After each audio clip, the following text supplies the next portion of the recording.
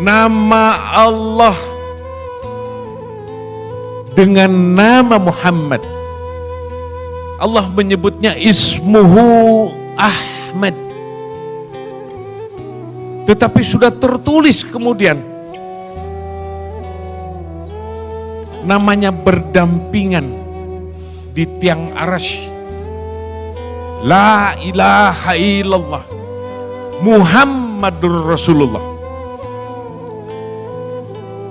Nama Ahmad, dan Allah menyebutnya ismuhu Ahmad dan Muhammad. Di dalam Al-Quran ada 50 lebih nama Kangjeng Nabi disebut di situ.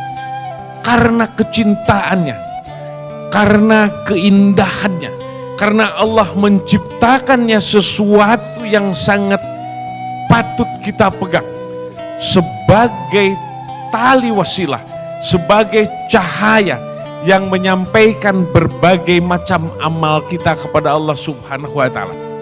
Bila tiada Rasulullah sallallahu alaihi wasallam, jadi makhluk apa gerangan kita? Huruf Allah itu 4. Ahmad 4, Muhammad 4. Allah, Muhammad, Ahmad.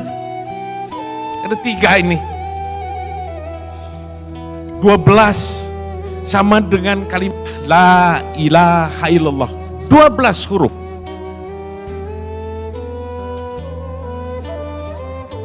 Tiga nama ini, Allah, Ahmad, Muhammad,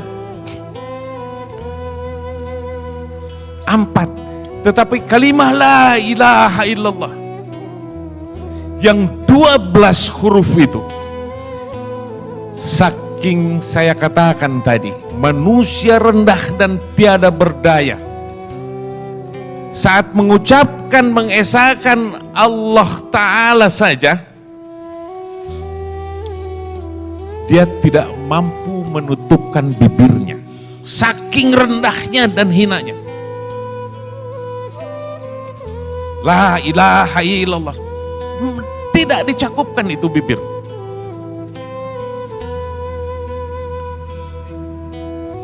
Dua 12 hurufnya, akan tetapi hanya 3 macam huruf yang ada di sana. Hanya alif, lam, dan ha. Kalau 12 huruf ini dibagi dengan 3 macam huruf itu, 4 lagi kembali lagi kepada Allah Ta'ala, kepada Ahmad, kepada lagi Muhammad. Inilah dia unsur anasir namanya yang ada di dalam tubuh kita. Unsur air, angin, api, dan bumi.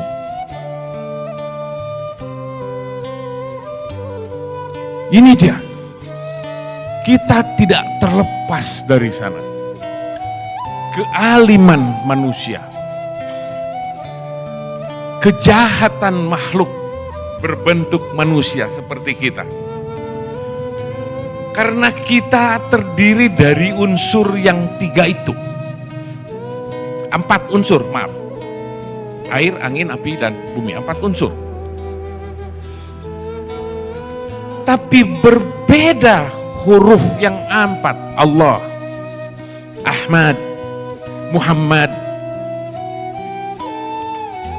Rasulullah SAW, sekalipun namanya 4 dan terkait dengan unsur, tetapi itu adalah tiupan Allah dari Allah Subhanahu wa Ta'ala. Maka namanya di tiang aras bergantung, berdampingan. Ini hari apa nama tema pengajian kita? Hub wasauq, cinta dan kerinduan. Baik, tema ini Maulid Nabi berjudul cinta dan kerinduan, hub wasauq. Para sahabat sekalian, tidak bisa dikejar hub wasauk itu termasuk tanda-tandanya, karena kita terbelenggu oleh 4 unsur tadi yang ada di dalam tubuh kita. Yang ada adalah unsur-unsur bumi, unsur dunia ini yang ada, yang melekat. Dan kebetulan kita hidupnya juga di sini. Jadi tidak aneh kalau manusia sangat mencintai isi dunia ini. Makanan yang enak, harta benda ingin banyak, hayalan-hayalan terus dilantunkan, berkumpulnya kebutuhan-kebutuhan diri yang mempunyai judul masing-masing, yang seluruhnya adalah sebuah kejahatan-kejahatan kita, kehidupan yang ada di dalam qalbi kita, yang menghalangi kita dengan Allah Subhanahu wa ta'ala. Yaitu jenis unsur-unsur yang ada ini. Tetapi di balik unsur ini ada kebaikan bila kita pandai mengalahkannya. Oh, kita pandai mengalahkankah? Tidak. Allah saja yang bisa dan yang menunjuk kepada orang yang diberikan mau riyadah dan mujahadah, melatih dirinya berbuat menuju kepada ketakwaan, lalu dia berjalan di jalannya, memenuhi ilmu syariat, mengikuti apa yang diajarkan oleh yang sedang kita agungkan saat ini, Rasulullah Sallallahu Alaihi Wasallam. Bila tidak, jangan berharap mencium baunya surgawi. Tidak ada. Karena engkau penduduk bumi sejati. Karena engkau penikmat segala macam keinginan-keinginan. Buruk sangka, kebencian di dalam kepala kita kotor isinya semuanya. Di dalam dada kita bergaung atas apa-apa yang kita dengar, menarik hati dan menjadi kebutuhan diri. Terlihat oleh kita, menarik hati kita, dan itu kebutuhan diri. Dia dipenuhi dengan yang seperti itu selama nafasnya berjalan dan hidup di atas dunia ini. Silahkan hitung usia kalian dari mulai akil balik sampai sekarang. Hati kalian berkarat dengan isi itu semuanya. Sedangkan kesucian adalah membersihkannya. Adanya di dalam Al-Quran. A'udzubillahi minasyaitonirrajim. Ya ayyuhalladzina amanu dzkurullaha dzikran katsir. Hai orang-orang yang beriman, kata Allah Ta'ala, berzikirlah, ingatlah kepadaku dengan zikir yang sebanyak-banyaknya. Yang pertama ini, apakah ini kita lakukan? Wahai para sahabat yang banyak dari jauh melangkahkan kakinya sampai ke tempat ini. Aku mengingat-ingatnya lagi. Atau kalian berpuluh tahun mengaji kepadaku, lalu engkau hanya mendengarkan saja, bisa kagum, bisa menilai, atau bisa juga tidak mengikutinya. Ada juga mungkin yang mencibir, naudzubillah summa naudzubillah. Yang kupertanyakan, apakah engkau menjalankannya, apa yang engkau dengarkan dari guru kalian? Zikran katsira. Ini perintah. Agar apa gerangan? Di ujung sana ada cinta dan kerinduan. Cinta dan kerinduan. Apabila engkau mengikis satu demi satu. Oh, Syekh, di mana gerangan? Sifat-sifat buruk yang kurasakan setiap hari ada. Dan kupelihara, dan malah menjadi karakter ciri khas aku hidup di atas dunia. ada kesombongan. Bagaimana gerangan? Maka Allah perintahkan yang satu lagi, tetapi juga ada bahayanya. Yang pertama diperintahkan zikir sebanyak-banyaknya. Saya pertanyakan, dikerjakankah? Diikutikah? Sudah jarang di masa kini manusia berjalan di alam semesta ini memegang tasbih. Kalau zaman dulu saya masih kecil, di Banten, di Banjar, daerah Banjar Patroman itu, di daerah manapun, saya melihat kalau nenek atau kakek-kakek di depan rumah itu pegang tasbih. Sekarang tidak pernah kulihat lagi yang seperti itu. Mengapa tidak dikerjakan? Karena ini perintah Allah Ta'ala. Lalu banyak yang mengolah-ngolah agama berseluk-beluk, termasuk menyalahkan ibadatnya orang lain. Naudzubillah, summa naudzubillah. Jangan ada golonganku yang seperti itu. Lihatlah orang lain hanya kebaikannya saja. Apabila engkau melihat pada orang lain ada keburukan, balikan ke dalam dada kita. Kalau urusan keburukan, tapi cari orang lain, lihat baiknya oleh kita. Jangan melihat keburukan orang lain. Doakan malah, lantunkan. Saat kita mendoakan orang-orang yang berdekat dengan kita, pernah bertemu dengan kita, malaikah mencatatnya dan diperlihatkannya kepada Allah Subhanahu wa Ta'ala. Sahabat sekalian, itu adalah sebuah perintah. Belum lagi perintah aqimus shalah, kata Allah Ta'ala, li zikri, zikir lagi. Dirikan olehmu salat untuk berzikir kepadaku. Pama kodo itu musolat, setelah selesai sholat engkau fazkurullaha, zikir lagi engkau kalau udah selesai sholat, katanya. Kiaman sambil berdiri, waqu'udan sambil duduk, wa'ala junubhim, dan sambil tertidur. Berarti tidak boleh berhenti. Pertanyaannya, berapa lama mengaji? Apakah engkau sudah jalankan? Atau masih banyak kelemahan, tapi malah berzikir berkurang, bukannya bertambah di dalam hidup ini? Bagaimana kita tidak bertambah lalai? Bagaimana an-nafs di dalam ilmu tasawuf itu untuk mencapai hub was-sauq yang tempatnya ada di dalam latifatul qalbi. Itu rintangannya sangat banyak. Baik, aku berzikir, zikir lagi. Itu pun masih banyak rintangan untuk berzikir. Ada lagi orang yang bicara, oh katanya, zikir tuh gak usah pakai tasbih, bid'ah katanya, pakai jari aja, karena jari nanti akan menjadi saksi di akhirat. Memangnya Allah seperti anak kecil apa? Yang penting itu zikirnya, bukan tasbihnya, bukan tangannya. Berzikir yang banyak.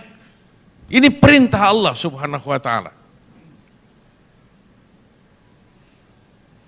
Sholat, setelah sholat diberi lagi peringatan yang seperti itu. Berarti kita harus terus menerus. Masa kita akan berbuat jahat sambil berzikir? Kira-kira itulah. Apa halangan hub was-sauq yang menggelora sebagai golongan nafsul imarah yang ada di dalam kolbi kita? Banyak. Tidak usah jauh-jauh. Tidak usah jauh-jauh. Masuk ke dalam rumah kita. Istri kita menjengkelkan. Yang perempuan, suami kita menjengkelkan. Ini di dalam rumah. Anak kita menjengkelkan. Cucu kita mungkin berisik atau apapun. Ini baru di dalam pergaulan di dalam rumah kita. Seolah-olah mudah. Tidak, peribadatan semuanya dalam keadaan dibendung oleh syaitan. Karena syaitan tidak akan ridha kita menuju surganya, menuju hub wasyauq, cinta kepada Allah Subhanahu wa ta'ala. Maka seseorang yang memasuki latifatul qalbi, dia memasukkannya ke dalam latifatul qalbi, ditujukannya ke dalam latifatul qalbi, lalu qalbinya berbicara menyebut nama Allah yang terus menerus. Allah, Allah, Allah, menyingkirkan yang lain, hanya zat Allah semua dilantunkan berlama-lama di sana, agar tersimpan di dalam hati dan menyebar ke seluruh tubuh. Seperti apa? Seperti yang Nabi katakan. Kolbi itu ada di sebelah kiri, dada sebelah kiri. Membersihkan kolbi itu adalah dengan zikrullah. Afdhalul zikri, la ilaha illallah. Jangan. Ini sudah jelas-jelas. Disebutkan pula, ana jalisu man dzakarani. Aku duduk berhimpitan dengan orang yang berzikir kepada aku, kata Allah Ta'ala. Mau seperti itu? Atau engkau tidak mau berdekat dengan Allah Ta'ala? Atau engkau tidak mau selamat? Naudzubillah, summa naudzubillah. Bagaimana hub wasyauq yang terlalu jauh itu? Karena banyak hijab-hijab di perjalanan. Harus bertakwa. Harus dengan ketakwaan lalu berpegang teguh kepada ilmu pengetahuan. Wabtaghu ilaihil wasilah. Ilmu pengetahuan. Sudah pegang aja pemegang ilmu pengetahuan itu kalau kita nggak tahu ilmu yang mana. Karena beliau para ulama itu yang bertanggung jawab atas umatnya. Tetapi sudah seperti itu pun, sudah dilantunkan kasih sayang oleh mursyidnya, udah belum tentu patuh. Bisa buruk sangka juga. Karena apa gerangan? Karena syaitan terus menelusup masuk ke dalam hati. Ada manusia banyak dalih karena baca buku. Banyak dalihnya. Dia tidak mengerti tentang itu. Jadi bicara hub wasyauq, sudah kerjakan saja. Masalah nanti memasuk itu ada tanda-tanda di dalam hati. Tanda-tanda di dalam sebuah keadaan. Melenggangnya manusia memasuki hub wasyauq, atau lenggangnya manusia, gerakannya, fikirnya, rasanya, manusia yang diliputi dengan amalan-amalan yang seperti itu, tanda-tandanya sangat banyak. Dia mempunyai hati yang datar terhadap isi alam semesta ini. Isi alam semesta ini tidak bisa dilihat datar dan dicibir oleh dirinya bila kelas nafsul imarah masih bercokol di dalam hatinya. Keinginannya masih banyak, ingin dipuji, ingin diakui, ingin disebut tampan, ingin disebut pandai, ingin macam-macam keinginan-keinginan. Maka ada sufi yang berdoa, ya Allah, aku ingin tidak berkeinginan. Karena pokok pangkal setiap menggeliatnya hati, dia mengandung bobot keinginan dari dalam dadanya. Entah bau harum, entah apapun, entah yang terlihat, semua di dalam keadaan hidup biasa dan keinginan termasuk ada di dalam sholat. Semua adalah sangat mahal. Hub wasyauq yang saya katakan ini sangat mahal. Mengapa ada ranjau-ranjau sedangkan orang ini sedang beribadat? sedang sholat. Bagaimana ada keinginan? Ada. Ingin cepat selesai di dalam sholatnya. Ingin segera membulak-balikan agar kita selalu dalam keadaan khusyuk. Nanti lari lagi, balikan lagi.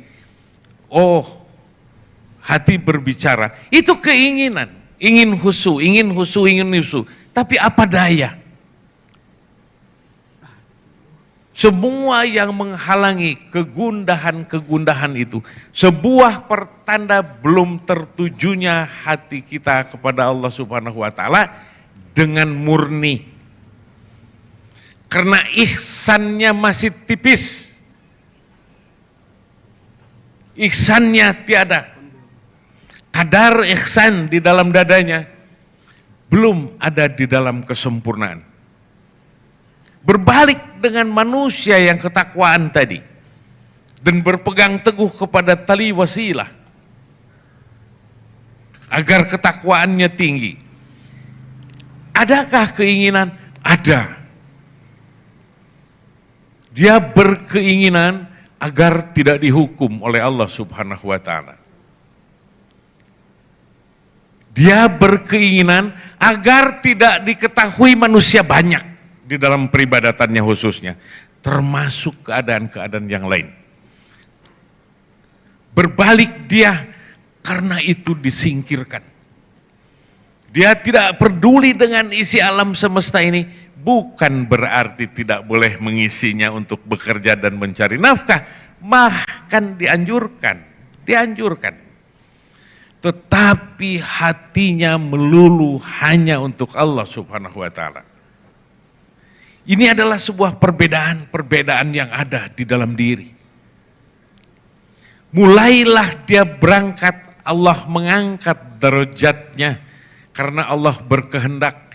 Dia pandai membersihkan hatinya atas kehendak Allah Subhanahu wa taala. Jangan diaku-aku. Barang siapa mengakui, itulah tetap kedirian. Itulah basyariyah, kedirian. Mencuat sedikit itu hijab kedirian kita. Terus kikis hawa-hawa yang masih ada. Oh, naik kepada lafzul lama. Oh, terus kikis yang buruk-buruknya saja. Maka yang jadi adalah akhlak. Lalu Allah terus menurunkan ilmu pengetahuan saat dia diangkat derajatnya tahap demi tahap. Setiap satu tahapan Allah menurunkan ilmunya. Setiap satu tahap lagi Allah berikan lagi ilmu yang lain.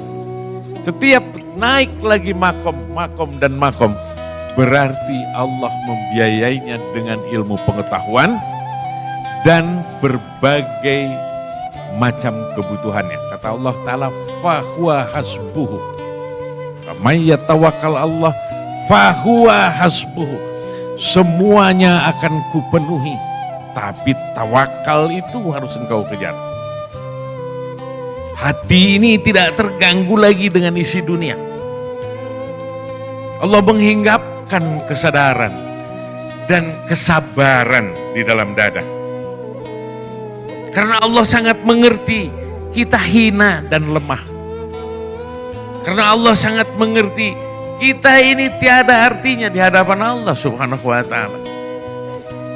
Maka Allah yang menebalkannya, kadar keimanannya terus bertambah. Ilmunya ikut.